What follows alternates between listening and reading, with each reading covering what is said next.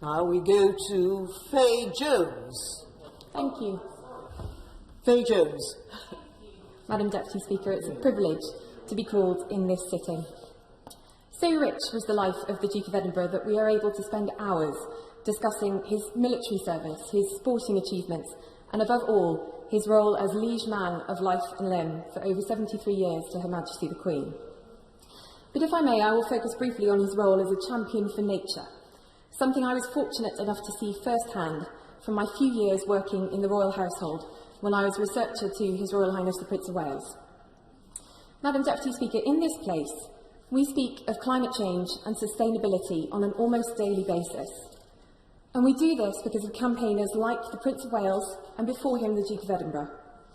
Long before it was trendy, or indeed popular, the Duke was a passionate advocate for nature, involving himself with the World Wildlife Fund from its very inception. He travelled the world, drawing attention to poaching, deforestation and pollution. I believe that the prominence of environmental issues within our political discourse is not only entirely appropriate, it is entirely due to the efforts of groundbreaking leaders like the Duke of Edinburgh. As saddened as I am by His Royal Highness's death, I know that so many are comforted by the fact that this work has been so passionately continued by his son, the Prince of Wales, and his grandson. If I may, Madam Deputy Speaker, I would like to speak for one group of individuals who will mourn the Duke's death intensely: his staff.